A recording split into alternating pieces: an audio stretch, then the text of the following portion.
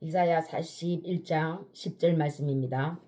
두려워하지 말라. 내가 너와 함께 함이라. 놀라지 말라. 나는 내 하나님이 됨이라. 내가 너를 굳세게 하리라. 참으로 너를 도와주리라. 참으로 나의 의로운 오른손으로 너를 붙들리라. 아멘. 2월 첫째 주입니다. 내가 너와 함께 함이라.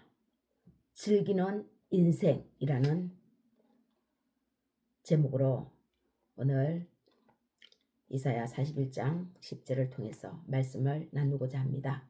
우리 모두에게 하나님께서 크신 은혜 베푸시기를 예수님의 이름으로 축복합니다.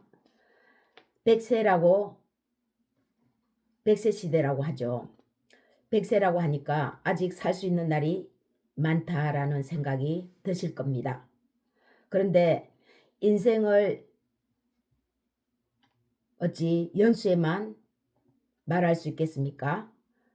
인생을 연수에 비교하면 별 의미가 없습니다. 인생은 의미가 있어야 합니다. 아무리 길게 살아도 의미 없이 마지막 생을 마감한다면 무슨 소용이 있겠습니까? 의미 있는 삶을 살고 가야 하는 것입니다. 의미 있는 삶을 사는 것이 진정한 인생입니다.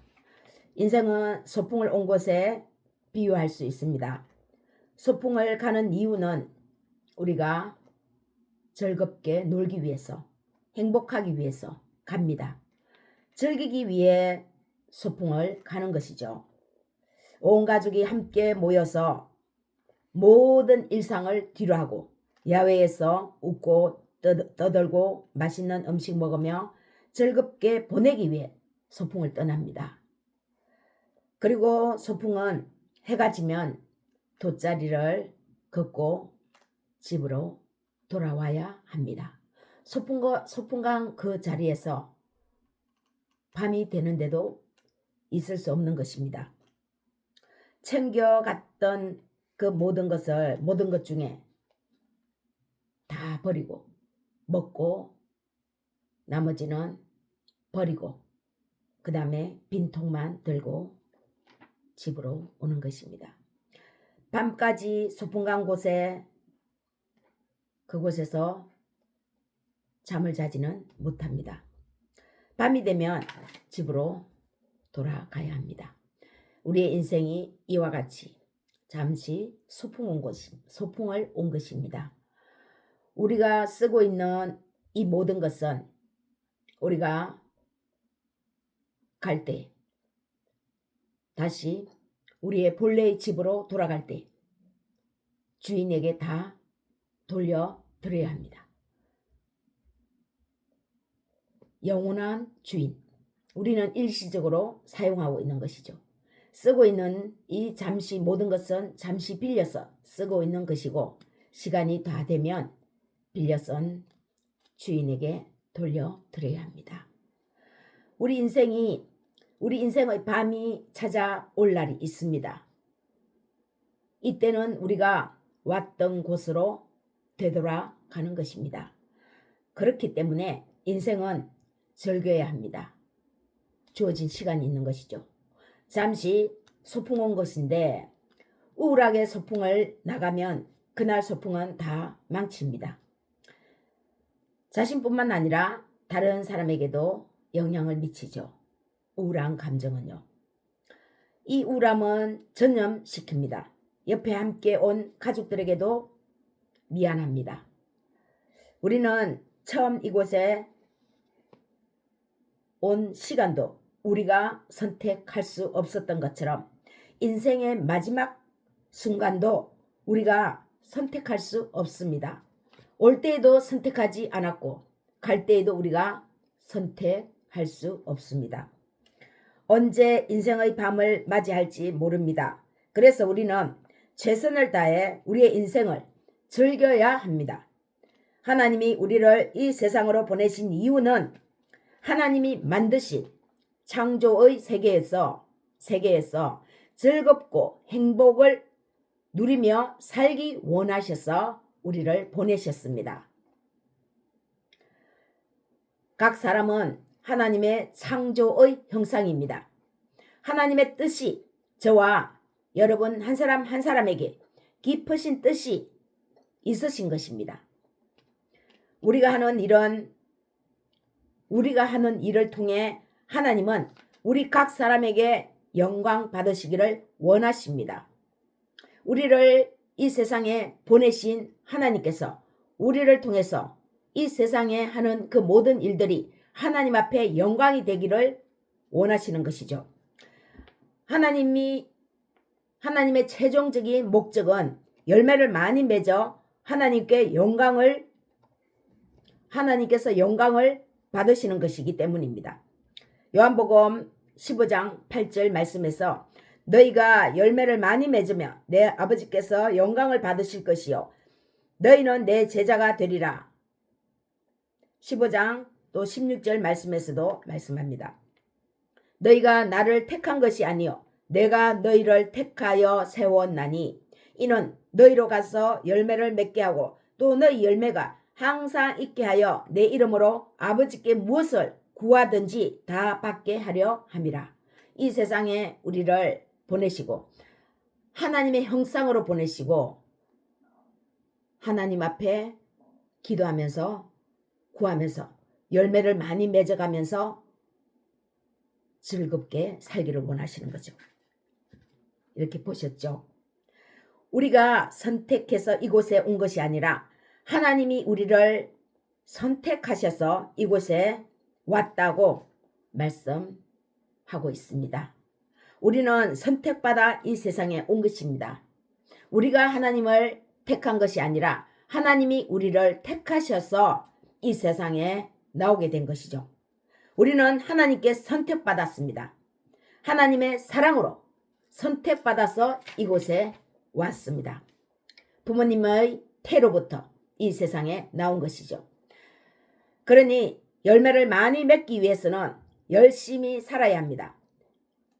그런데 열매 맺는 나무는 어떤 나무입니까?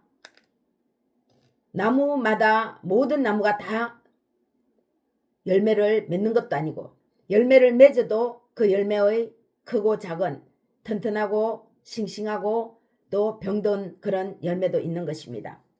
병든 나무는 열매를 못 맺습니다. 만약 병든 나무가 열매를 맺는다면 그것은 상품의 가치도 없을 뿐더러 그 열매는 먹지도 못합니다.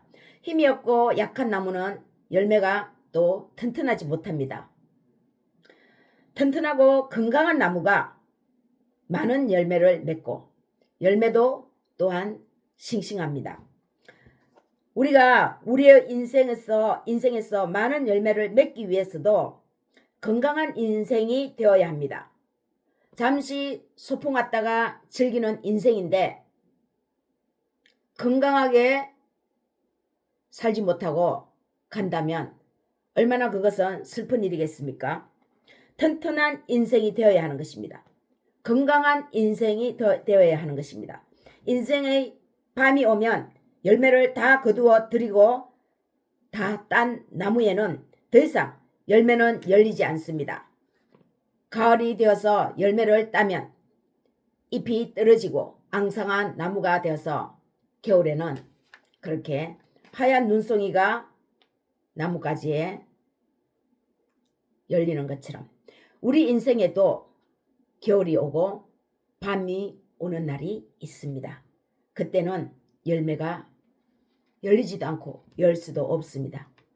자신의 목표를 설정하고 나아가되 자신이 하는 그 일에 즐겁게 임해야 합니다. 억지로 한다거나 마지못해 한다거나 하는 것에는 그렇게 즐거운 행복한 열매가 열리지 않습니다. 그래서 자신의 건강 관리도 잘해야 합니다.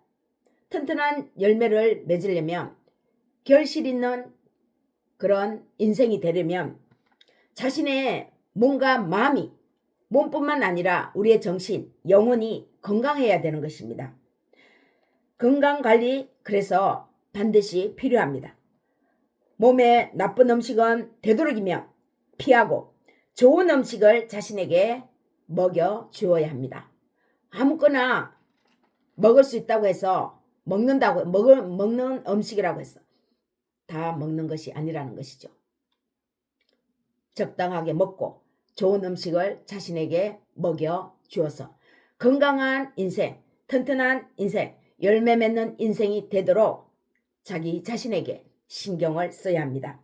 그리고 규칙적인 생활과 운동도 틈틈이 해서 체력도 튼튼해야 합니다. 마음이 건강해도 몸이 튼튼하지 못하면 점점 힘이 빠져나갑니다. 또 몸이 튼튼하지 못하면 몸은 튼튼한데 마음이 건강하지 못하면 또 힘이 소진합니다. 또 우리가 규칙적인 생활을 하려면 나쁜 곳에는 가지 않아야 합니다. 나쁜 것에는 손을 대지 않아야 합니다. 나쁜 것이라고 생각하면 피해야 합니다. 알지 못하고 갔는데 나쁜 곳이었다면 당장에 빠져나와야 합니다. 그것이 자신을 사랑하고 자신을 관리하는 것입니다.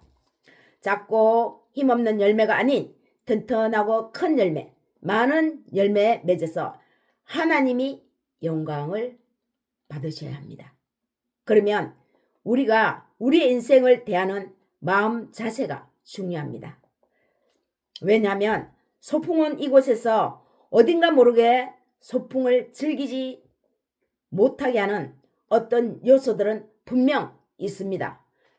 소풍 왔으니까 시간이 다 되면 돗자리를 긋고 돌아가야 하는데 무엇인가 그 환경에서 즐기지 못하게 하는 방해하는 요소가 있다는 것이죠. 우리 인생이 이와 같습니다. 방해하는 요소들이 있을 수 있습니다. 그럴 때 어떻게 해야 되겠습니까? 소풍을 갔는데 거기에 일이나 곰, 사자 같은 그런 짐승들이 있는 것처럼 우리의 인생에도 이런 사람들이 우리를 방해하기 위해서 어떤 장소에 어떤 환경을 만날 수 있습니다. 이것은 환경에 대한 것이죠. 우리의 어떤 물리적인 힘으로 감당할 수 없는 것들이 있을 수 있습니다. 그런데 이런 환경을 만났다고 해서 우리가 좌절하는 것이 아니라는 것이죠. 우리 마음에 곰과 늑대, 이리와 같은 이러한 환경, 사람들을 만날 수 있지만 그 환경에 주눅든다거나 휩쓸리면 안 된다는 것입니다.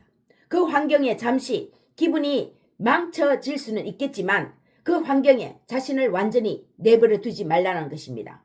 그 환경에 썰려가지 말라는 것입니다.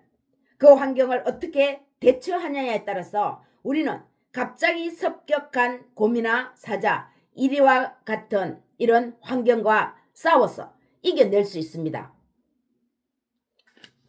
이사야 41장 10절 말씀 다시 한번 보겠습니다. 두려워하지 말라. 내가 너와 함께 함이라. 놀라지 말라. 나는 내 하나님이 됨이라.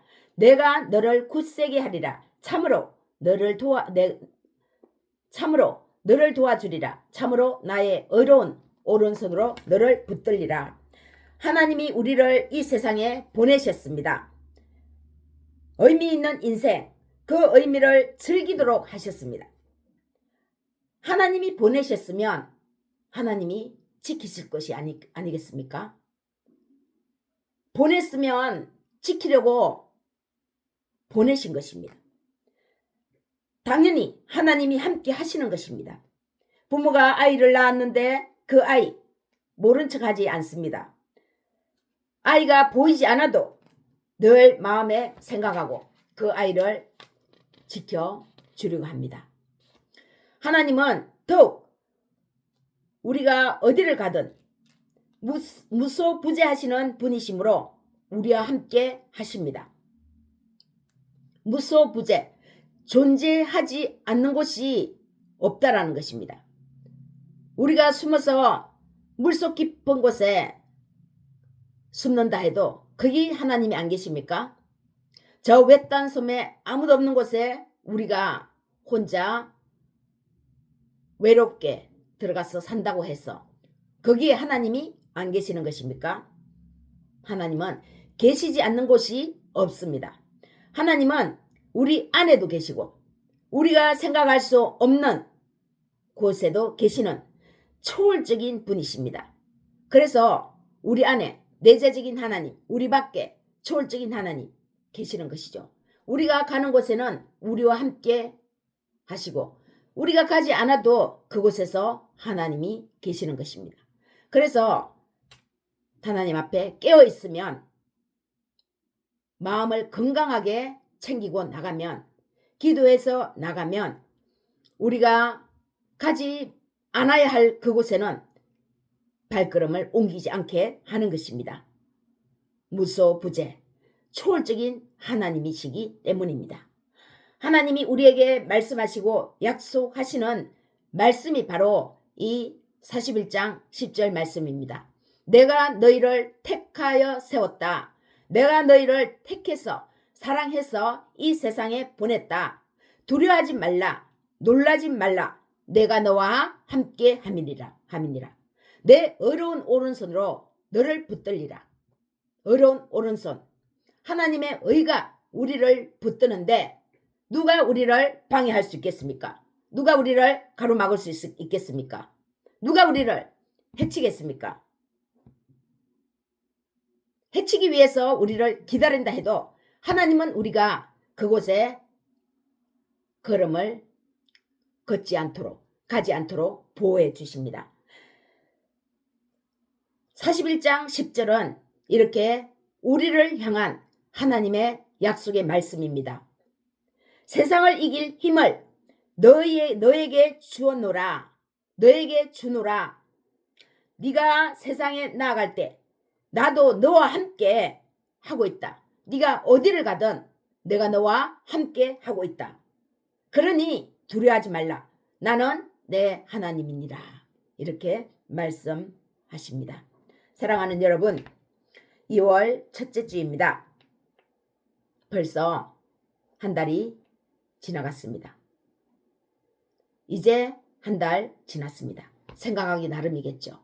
벌써 지나갔네. 이제 지나갔네. 아직도 많이 남아있네. 이제 11개월 남았네. 해석하기 나름이겠죠. 어쨌든 긍정적인 해석. 하나님의 말씀 안에서 건강하고 튼튼한 그런 해석하시기를 주님의 이름으로 축복합니다. 여러분, 자신이 무엇을 하든 그 하시는 일이 하나님이 영광 받으시기를 축복합니다. 무엇을 하든 하나님의 기쁨이 되시기를 축복합니다. 그런 의미 있는 인생을 살기 위해 세상을 향해 나아갈 때 세상을 이길 그 힘은 하나님께서 주시고 계십니다. 분명히 약속하십니다. 두려워하지 마라. 나만 믿고 당당하게 나아가라. 세상을 당당하게 살라는 것입니다. 주눅들지 말라는 것입니다. 하나님을 신뢰하라는 약속의 말씀입니다. 내가 너와 함께하고 있으니까 두려워하지 말고 나만 믿고 네가 하고자 하는 그 일 당당하게 해서 내가 영광받게 해라. 이 말씀입니다. 하나님을 신뢰하며 나아가는 저와 여러분 되시기를 축복합니다.